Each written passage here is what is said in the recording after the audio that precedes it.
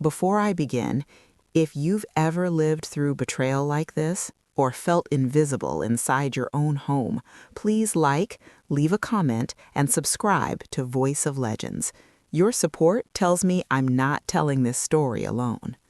Christmas has always been my favorite season, not because it's perfect, but because I try to make it feel safe.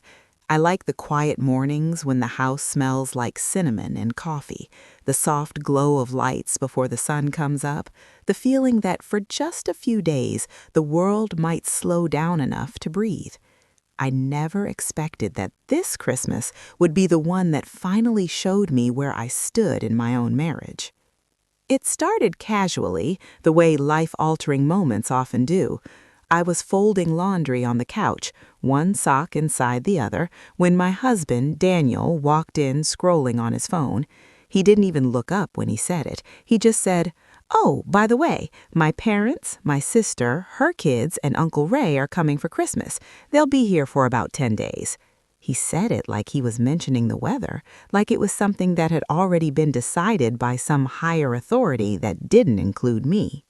I remember blinking, holding one sock in my hand, trying to process the number of people he had just casually added to my life. "Coming here?" I asked, even though I already knew the answer. Daniel finally looked up, smiling. "Yeah, Mom already booked the flights. They're excited." Then he added the part that still echoes in my chest. "Perfect timing, actually. I'm taking that vacation week I told you about. I really need the break." I laughed, because sometimes laughter is the only way to keep from saying something you can't take back. "A break from what?" I asked lightly. He shrugged. "Work, stress, everything. You know how it is." And then, as if he were handing me a grocery list, he said, "You're in charge while I'm gone. You're great at hosting." In charge. That phrase sat heavy in the room. In charge of what, exactly? Feeding 8 extra people 3 meals a day? Making sure the house was spotless enough for his mother's white glove inspections? Smiling through his sister's passive comments and his father's loud opinions? I wanted to ask all of that, but instead I nodded. I always nodded, because somewhere along the line I learned that peace often comes at the cost of silence. Daniel kissed my forehead and went upstairs, already mentally checked out, already on a beach in his mind, while I sat there staring at the laundry basket like it had betrayed me. That night, I lay awake listening to him sleep, his breathing slow and even, while my thoughts raced ahead to menus, schedules, guest beds, and the familiar knot in my stomach that showed up every time his family did. His mother, Elaine, had never liked me.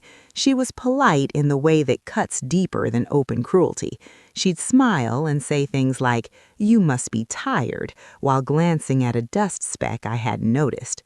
Her sister, Marcy, treated my home like a free hotel, letting her kids run wild while reminding me how she does things differently. And Daniel? Daniel became someone else around them, louder, smaller, eager to please everyone except me. In the days leading up to Christmas, I moved like a woman preparing for a storm. I cleaned, planned, shopped, and cooked while Daniel packed his suitcase. He talked excitedly about his vacation plans, the hotel, the silence, the freedom. He never once asked if I was okay. I told myself it was fine. I told myself this was what marriage looked like: compromise, sacrifice, understanding. I told myself a lot of things that kept me standing when sitting down might have made me cry. The day they arrived, the house filled up fast, luggage in the hallway, shoes by the door, voices overlapping before I'd even had time to hug everyone hello. Elaine walked in and immediately frowned. "It's warm in here," she said, removing her coat. "Don't you ever open the windows?" Marcy laughed, her kids already chasing each other around the coffee table. "Wow, you really went all out," she said, looking around like she was surprised I'd managed it. Daniel hugged everyone, basking in their attention, then checked his watch. "I've got to head out early tomorrow. Vacation starts now." He said it proudly, like he'd earned it. Elaine patted his arm. "You deserve it, sweetheart. You work so hard." She didn't look at me when she said it. No one did. That first night, I cooked dinner for 9. I served plates, refilled drinks, cleaned spills, and smiled through comments about the food being interesting and the house being cozy. When I finally sat down, my plate was cold. Daniel was already talking about his flight time. He squeezed my hand and said, "Thanks for handling everything. You're amazing." The word amazing felt hollow, like a ribbon on an empty box. When he left the next morning, suitcase rolling behind him, he kissed me quickly and said, "Call me if you need anything." The door closed softly behind him, and suddenly the house felt too full and too empty at the same time. I stood there for a moment, listening to the sound of his family moving upstairs, and something inside me shifted. I didn't know it yet, but that was the moment I stopped pretending this was just another holiday. I went into the kitchen, tied my apron, and started breakfast: pancakes, eggs, bacon. Elaine watched from the table, correcting my technique. Marcy asked if I could watch her kids later so she could nap. No one asked how I was doing. No one asked if I needed help. And as I flipped pancakes and swallowed my words, I felt a quiet question forming in my chest, one that would not go away. How long had I been in charge of everything, and why had I ever agreed this was love? By the third morning, my body had already learned the rhythm of exhaustion. I woke before everyone else, the way I always did when there was too much to manage and no one else who would. The house was quiet except for the hum of the refrigerator and the faint sound of Elaine coughing upstairs. I stood at the kitchen sink, staring out into the dark yard, and tried to remember the last time Christmas felt like something I was allowed to enjoy instead of perform. I brewed coffee strong enough to cut through the fog in my head and started making a mental list before the first sip even cooled. Breakfast for 9, laundry because someone had already managed to use every towel in the house, grocery run because the fridge looked like it had been raided overnight, dishes because no one seemed to notice the sink filling up faster than it emptied, and somewhere in between I was supposed to smile, to be pleasant, to make sure everyone else felt comfortable. I wondered, not for the first time, if anyone would notice if I simply stopped. Elaine came downstairs first, already dressed, already alert. She sat at the table and watched me move. "You look tired," she said, her voice laced with concern that didn't quite reach her eyes. "Are you managing okay?" I nodded automatically. "Just a lot going on," I said. She pursed her lips. "Well, hosting is a big responsibility. Daniel always says you like being busy." That stung more than I expected. Like being busy, as if this were a hobby I'd chosen, not a role I'd been assigned. The rest of the house woke up in waves. Marcy's kids ran through the kitchen, arguing loudly about cereal. Marcy herself appeared later, hair messy, phone already in her hand. "Hey," she said casually, "could you keep an eye on the kids today? I didn't sleep well." She didn't wait for my answer. She never did. I said yes anyway. I always did. By noon, the house felt smaller. Noise echoed off the walls. The kids spilled juice on the rug. Elaine commented on the clutter. "When Daniel was little, I kept everything much more organized," she said, stepping over a pile of toys. I cleaned it up silently, my jaw tight. I checked my phone, half hoping for a message from my husband. Nothing. Not even a good morning. When I finally sat down to eat a sandwich in the corner of the kitchen, Marcy leaned over and said, "You're so good at this. I don't know how you do it." I looked at her, really looked at her, and realized she didn't mean it as praise. She meant it as relief. Relief that she didn't have to. That afternoon, Elaine decided it was the perfect time to reorganize my kitchen cabinets. I came in to find her moving things around, muttering to herself. "This just makes more sense," she said when she saw me. "You had the spices all wrong." I felt heat rise in my chest. "I knew where everything was," I said quietly. She waved a hand. "You'll get used to it." That was the moment I realized how invisible I'd become in my own home. That night, after everyone went to bed, I sat alone on the couch. The Christmas lights blinked softly, mocking me with their cheer. I finally called Daniel. He answered on the third ring, his voice relaxed, distant. "Hey," he said, "everything okay?" I wanted to laugh. I wanted to scream. "Your family rearranged my kitchen," I said instead. There was a pause. "They're just trying to help. You know how Mom is. Try not to take it personally." Try not to take it personally? I hung up shortly after, my throat tight. That sentence followed me into my sleep and met me again when I woke up the next day to another list of demands disguised as requests. The criticism grew louder as the days passed. The food was too salty, the house was too warm, the kids were bored. Elaine sighed often, loudly, whenever something wasn't done to her standards. Marcy disappeared for hours at a time, leaving her children behind like dropped luggage. I felt myself shrinking, my thoughts turning inward, my words fewer and softer. I was tired in a way that sleep couldn't fix. On Christmas Eve, everything finally cracked. I'd spent the entire day cooking. The kitchen smelled like roasted turkey and sugar cookies, my hands raw from washing dishes. Everyone gathered in the living room while I plated dinner. When I brought the food out, Elaine tasted the gravy and frowned. "It's a bit thin," she said. Marcy laughed. "It's fine, Mom." Elaine shook her head. "Daniel likes it thicker." Something snapped inside me then, something quiet but firm. I set the serving spoon down carefully. "Daniel isn't here," I said. The room went quiet. Elaine looked at me, surprised. "Well, no, but—" I interrupted her, my voice shaking despite my effort to steady it. "I know what he likes. I've known him for years. But right now, I'm doing the best I can." My heart pounded. No one spoke. Then Elaine sighed. "There's no need to be sensitive." Sensitive. That word landed like a slap. I excused myself and went to the bathroom, locking the door behind me.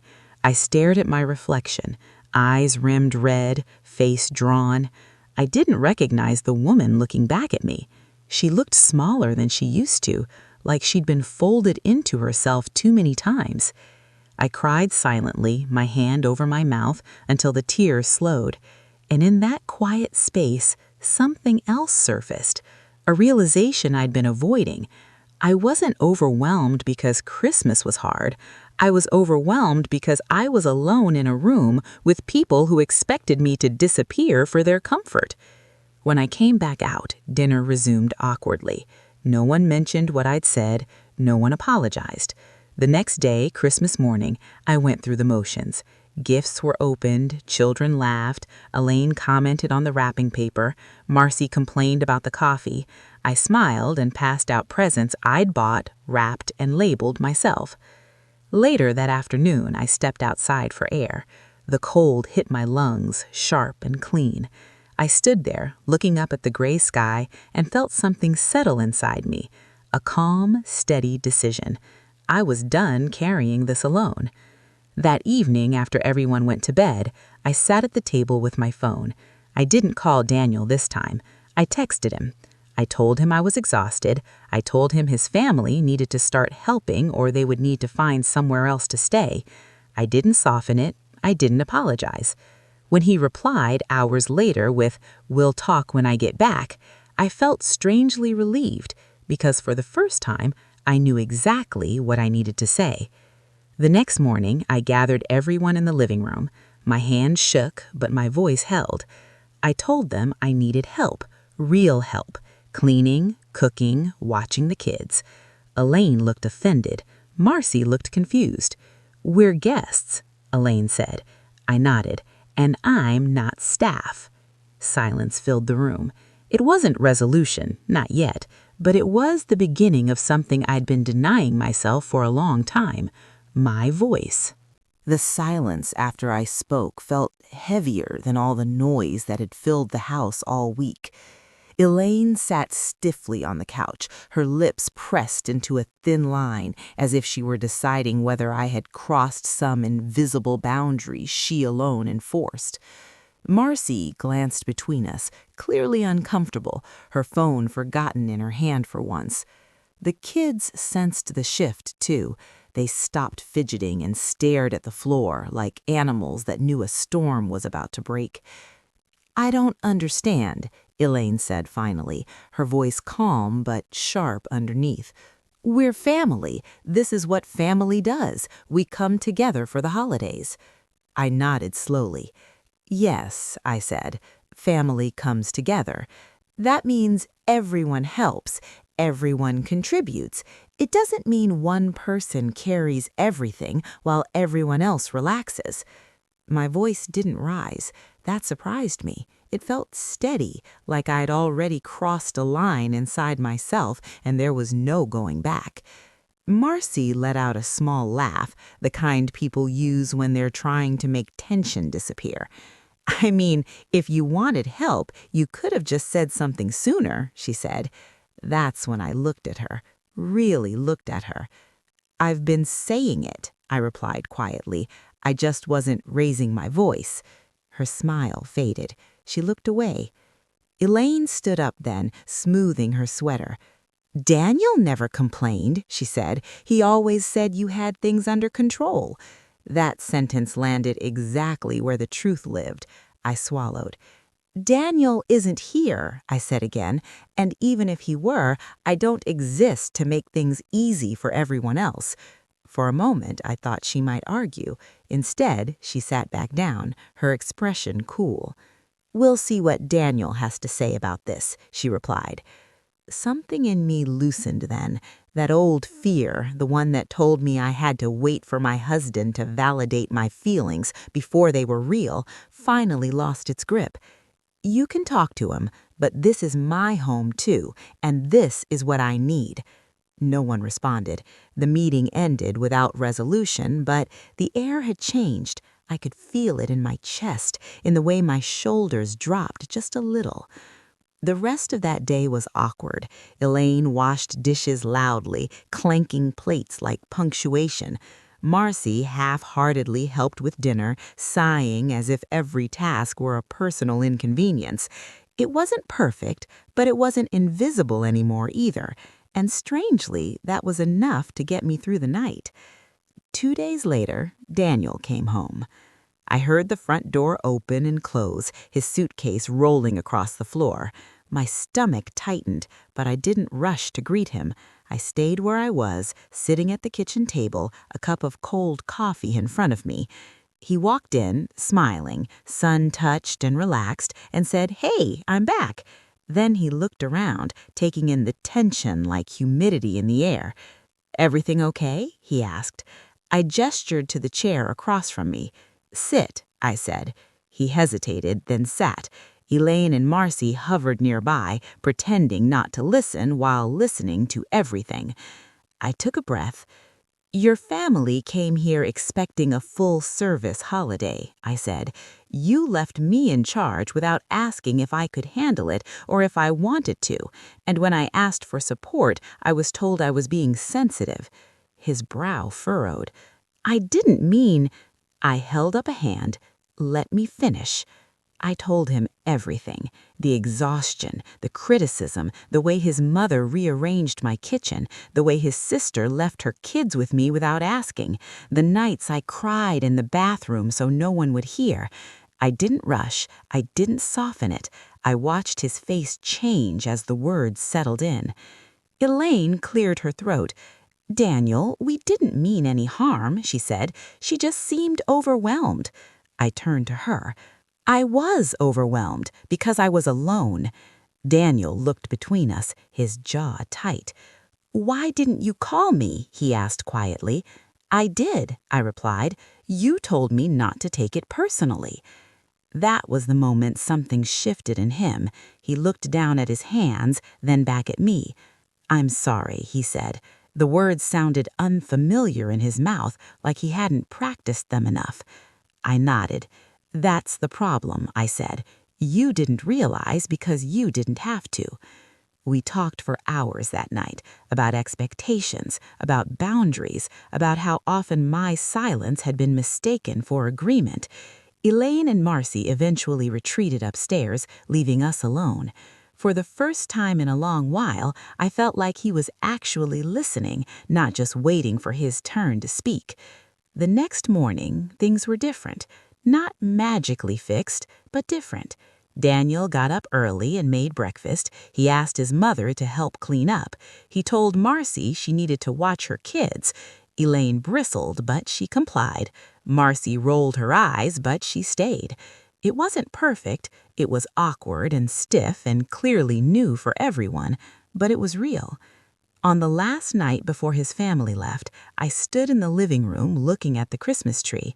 Some of the ornaments were crooked, the lights uneven. It wasn't the picture-perfect holiday I used to chase, but it was honest. And as I watched Daniel laugh quietly with his father and Elaine fold a blanket without comment, I realized something important. Peace isn't about keeping everyone else comfortable. It's about finally allowing yourself to take up space.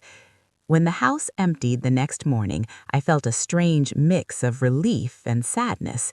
Daniel hugged me and said, "I should have done better." I nodded. We both have work to do. But for the first time, I believed that work wouldn't fall solely on me. That Christmas didn't give me the joy I'd planned for. It gave me something harder and more valuable, my voice. And once you find that, you don't lose it again. After the house emptied, the quiet felt unfamiliar. Not peaceful exactly, just bare, like the echo after a long argument when the words have finally settled but the meaning is still catching up. I walked from room to room that afternoon, collecting forgotten socks, abandoned mugs, crumbs ground into the rug, evidence of what I'd survived, evidence of what I'd finally said out loud. Daniel tried to help. I noticed it immediately, not because he suddenly became perfect, but because the effort was clumsy. He loaded the dishwasher wrong, folded towels in uneven stacks, asked questions he'd never asked before. Where does this go? How do you usually do this? Each question carried an unspoken acknowledgement. I don't know what you carry. Show me. And that alone felt like a shift worth paying attention to. That night, we sat on the couch together, the Christmas lights still glowing even though the holiday had passed. "I feel like I failed you," he said quietly. His voice didn't have defensiveness in it this time, just uncertainty. I stared at the lights, choosing my words carefully. "I don't need you to feel like a failure," I said. "I need you to stop assuming I'll always catch what you drop." He nodded slowly. "I didn't think," he admitted. "I just grew up watching my mom do everything. I thought that's how it worked." I turned to him then. "That's how it worked for her," I said, "not how it has to work for me." He didn't argue. That mattered. The days after Christmas were quieter, but not easier. Elaine called once, her tone polite, restrained. "I hope there are no hard feelings," she said. I paused before answering. "There are feelings, but they're honest now." She didn't know what to say to that. Neither did I, really, but I was done pretending that honesty was something to apologize for. Marcy texted later that week, something about how the kids missed me. I stared at the message for a long time before replying. I told her I cared about them, but I needed clearer boundaries if we were going to spend time together again. She didn't respond right away. When she did, it was short, non-committal. That was okay. I wasn't looking for approval anymore. What surprised me most was how much space opened up inside me once I stopped managing everyone else's comfort. I slept better, I moved slower, I noticed things I'd been rushing past for years, the way sunlight hit the kitchen counter in the morning, the way quiet could feel full instead of lonely. I realized how much of myself I'd been setting aside to keep the peace. One afternoon, Daniel asked if I wanted to host his family again next year. The question made my chest tighten, but I didn't panic. I'm open to seeing them. I'm not open to doing it alone. He nodded immediately. That's fair, he said. And for once, fair didn't feel like a compromise I was making with myself. We started talking more, real conversations, about expectations, about how often we'd both relied on habits instead of intention. I told him how invisible I'd felt, how being called amazing while being unsupported had slowly hollowed me out. He listened without interrupting, without explaining, without telling me I was too sensitive. That listening did more to rebuild trust than any apology ever had. I also started doing something new. I said no. Small no's at first. No, I can't host tonight. No, I need help with this. No, that doesn't work for me. Each time I said it, I waited for backlash that didn't come. Or when it did, I realized I could survive it.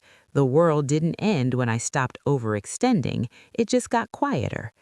Looking back, I understand now that Christmas wasn't the breaking point. It was the reveal, the moment when everything I'd been carrying became too visible to ignore. I had been trained by family, by culture, by love itself to believe that endurance was the same thing as strength. But endurance without acknowledgement isn't strength, it's erasure.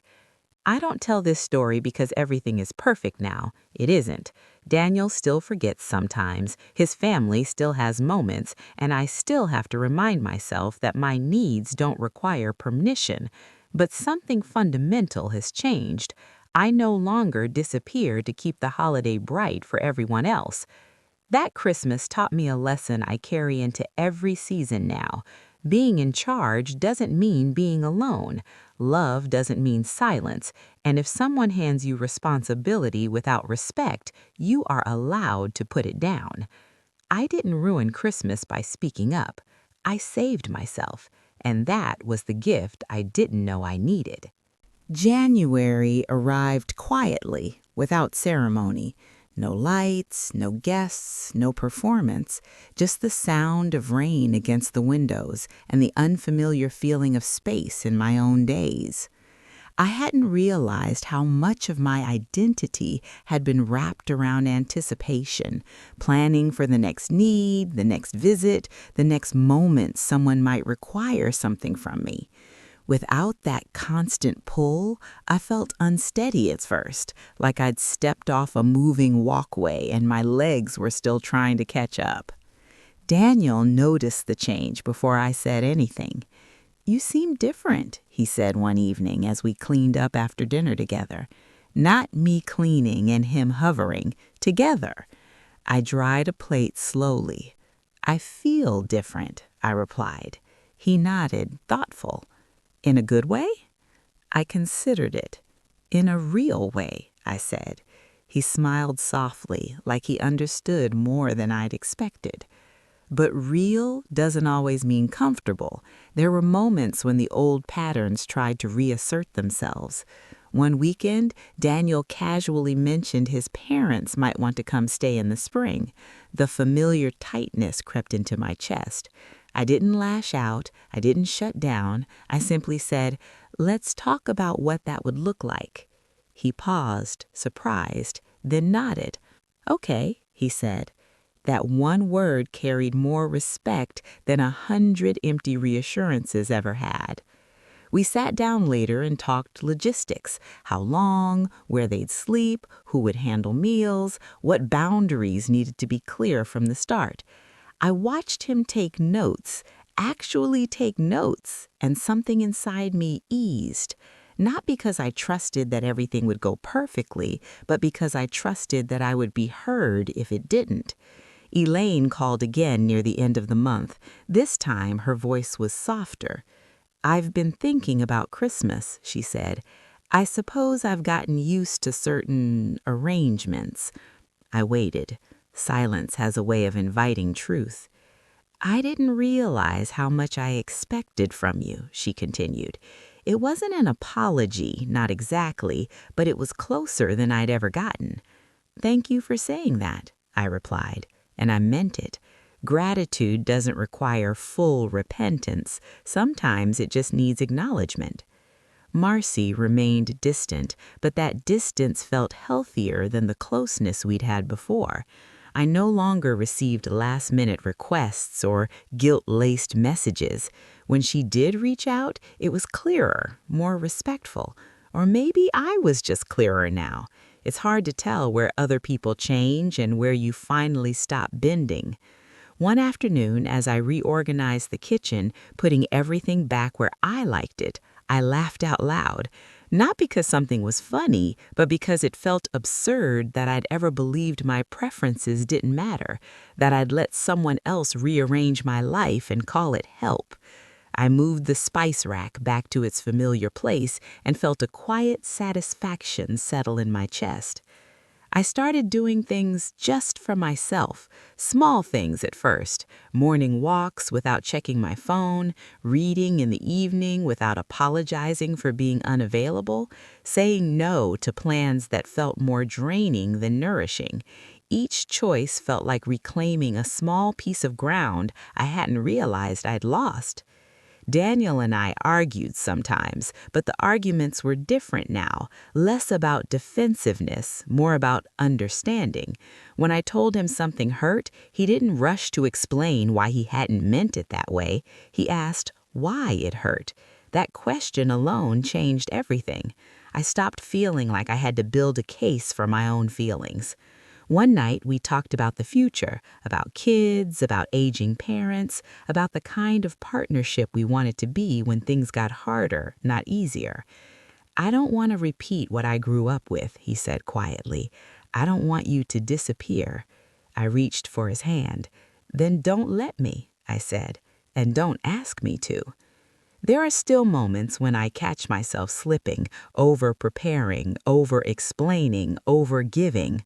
Old habits don't vanish overnight, but now I notice, and noticing gives me a choice. I can stop, I can redirect, I can rest. If you're listening to this and recognizing yourself in my story, I want you to know something. You don't have to wait for a holiday disaster to justify your boundaries. You don't have to earn rest by burning yourself out first. And you don't have to be grateful for crumbs just because you've been starving. That Christmas didn't end my marriage. It didn't turn me into someone hardened or bitter. It softened me in the right places and strengthened me where I'd been thin. It taught me that love isn't proven by how much you endure in silence, but by how much truth you're allowed to speak without fear. I still love Christmas. I still love family. But now I understand that togetherness without respect is just another form of loneliness, and I will never confuse the two again. Spring arrived gently that year, almost cautiously, as if it didn't want to rush me into anything new before I was ready. The mornings grew lighter, the air softer. I noticed how my body responded to the change. Less tension in my shoulders, fewer headaches, more moments where my breath came easy instead of shallow. It surprised me how much my inner world had shifted just by allowing myself to take up space. Daniel kept trying. That was the word I used privately, trying. Not performing, not overcorrecting, just making a visible effort to share the weight of our life. He scheduled things instead of assuming I would remember. He checked in before committing us to plans. Sometimes he stumbled back into old habits, especially when stress crept in, but now, when I pointed it out, he didn't bristle. He adjusted. That mattered more than perfection ever could. We hosted a small dinner in March, just two friends, no overnight guests, no expectations of spectacle. Daniel cooked most of the meal, asking for help only when he truly needed it. I watched him move around the kitchen, slightly unsure but determined, and felt something warm and unfamiliar bloom in my chest. Partnership, not the idea of it, the practice. After the guests left, he leaned against the counter and said, "I used to think you just liked doing everything." The honesty in his voice made it land without offense. I thought I was helping by staying out of the way. I nodded. "I know," I said, "and I thought loving you meant never asking for more." We stood there quietly, both grieving versions of ourselves that had learned the wrong lessons for too long. Elaine and I developed a careful rhythm. She still had opinions, I still had boundaries. The difference was that now, when she crossed one, I named it, calmly, without apology. The first time I did it, my hands shook. The fifth time, they didn't. She adjusted, not because she suddenly understood everything, but because I stopped moving to accommodate her comfort. One afternoon, she surprised me. We were alone in the kitchen folding laundry from a weekend visit. She held up a towel and said, "I didn't realize how much I depended on doing everything myself when Daniel was growing up." She folded carefully, eyes down. I thought that was what being a good mother looked like. I didn't rush to respond. When I did, my voice was gentle. "It doesn't have to be the only version," I said. She nodded slowly, like someone setting down a heavy bag they'd been carrying for decades. That conversation stayed with me. It reminded me how often expectations are inherited, not chosen. How many women before me had been praised for disappearing. How many men had been taught that stepping aside was the same as stepping up. Understanding that didn't excuse the pain, but it softened the blame enough to allow something new to grow. I started journaling again, something I hadn't done since before my marriage. I wrote about the woman I'd been before I learned to swallow my needs. I wrote about anger I'd never allowed myself to feel. I wrote about the quiet pride that came with choosing myself without abandoning love. The pages filled quickly, like words that had been waiting years to be invited out. There were still hard days, days when I felt guilty for resting, days when saying no felt like breaking a rule I'd been trained to follow.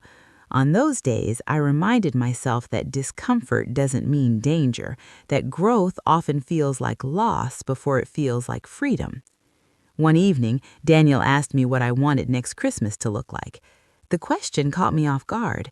I thought for a long moment. "I want it to feel shared," I said. "I want joy without resentment, help without asking, and room to rest." He smiled. "Then that's what we'll build," he said. "Not a promise, a plan."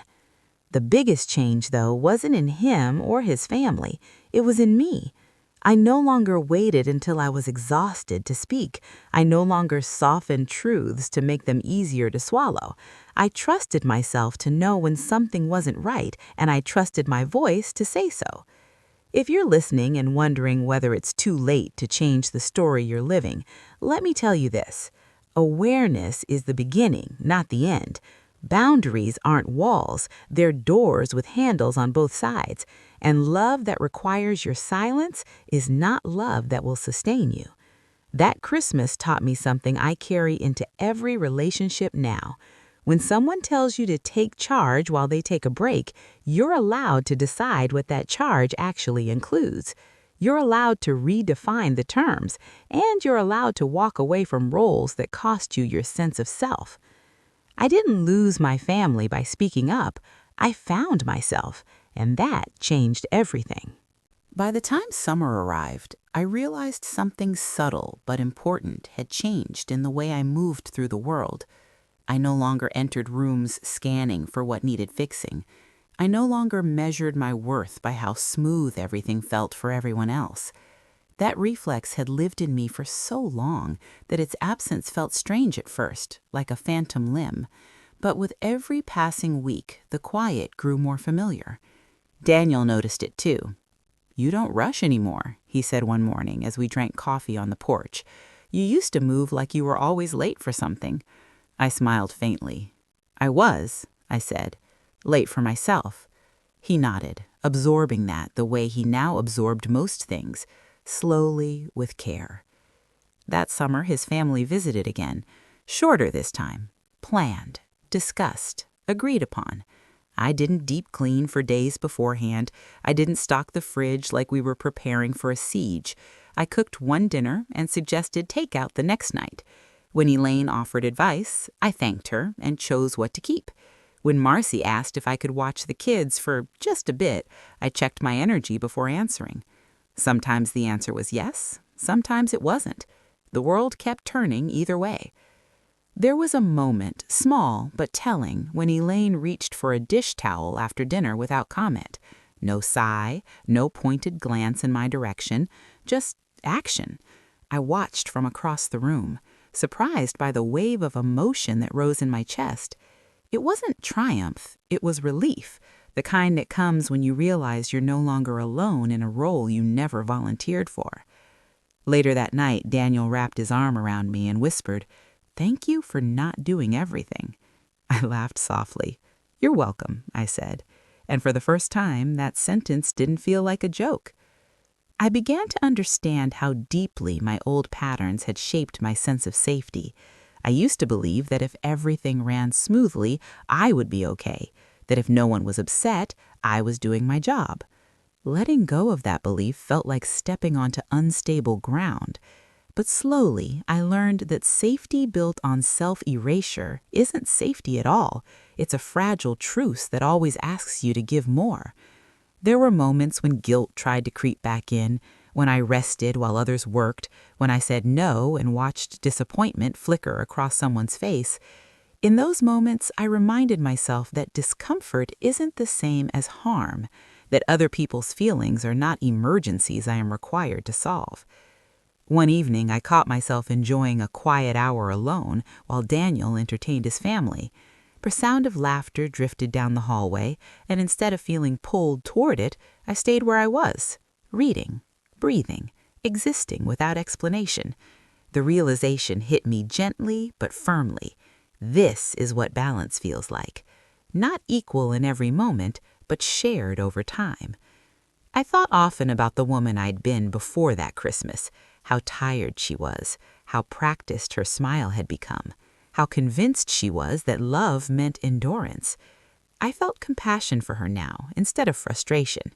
She did the best she could with the tools she had, but I had new tools now, and I was using them. Daniel and I continued to have hard conversations about his upbringing, about mine, about the stories we'd both inherited and unconsciously reenacted. Sometimes those conversations left us quiet and reflective. Sometimes they brought tears, but they no longer felt dangerous. They felt necessary. One night he said something that stayed with me. "I used to think strength looked like handling everything," he admitted. "Now I see it looks like telling the truth before things break." I reached for his hand. "It looks like listening, too," I added. He squeezed my fingers in agreement. As the year moved forward, I found myself speaking up in other areas of my life, too, at work, with friends, with extended family. The skill transferred more easily than I had expected. Once you stop shrinking in one place, it becomes harder to do it anywhere else. My voice carried differently now, not louder, clearer. If you're listening to this and wondering why any of this matters, it matters because so many of us have been taught that love is proven through exhaustion, that holidays are tests we pass by disappearing gracefully, that being in charge means being alone. None of that is true, or if it is, it's a truth that costs too much. I didn't become selfish when I stopped overgiving. I became sustainable. I didn't lose my family when I set boundaries. I gained myself back, and in doing so, I made room for relationships that could actually breathe. That Christmas will always be a marker in my life, not because it was dramatic or loud, but because it was honest. It showed me what happens when you finally stop carrying what was never yours alone. It showed me that dignity doesn't arrive with permission. It arrives the moment you decide you are worth the space you take up. And once you know that, truly know it, you don't go back. By the time another Christmas approached, I realized I was no longer afraid of it. That surprised me the most. For months after that first holiday, even the word Christmas had made my chest tighten, like my body remembered before my mind did. But as the year unfolded, as boundaries became habits and habits became a way of life, the fear loosened its grip. What replaced it wasn't excitement or dread, it was neutrality.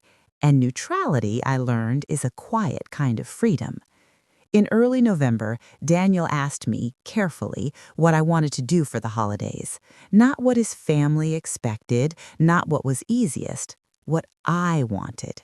We sat at the kitchen table, sunlight spilling across the wood, and I felt the weight of that question in a way I hadn't before.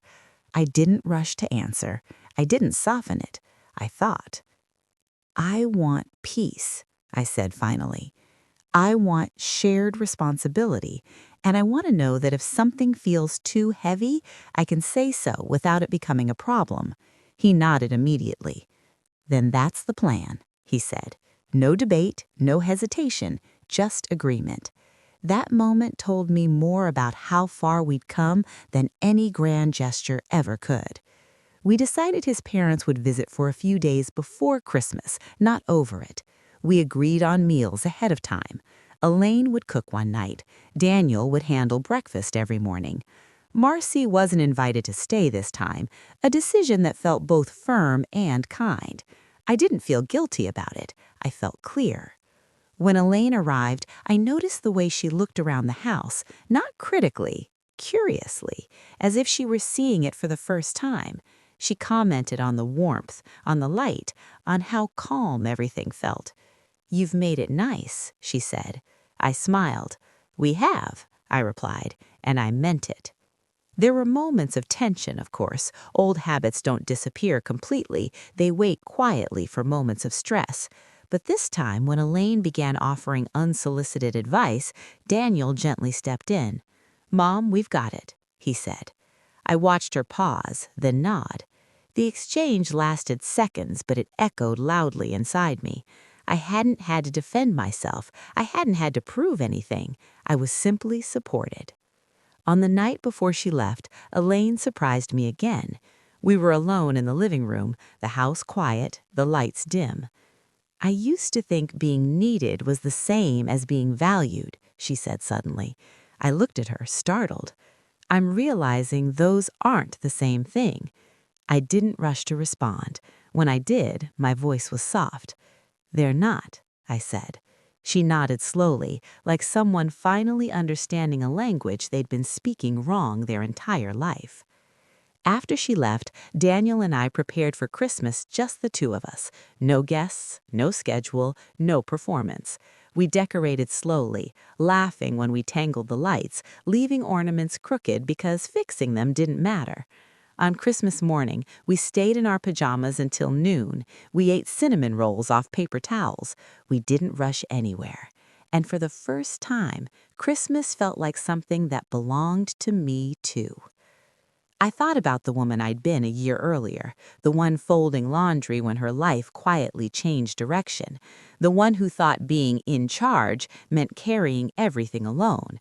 I felt tenderness toward her now, not pity, respect.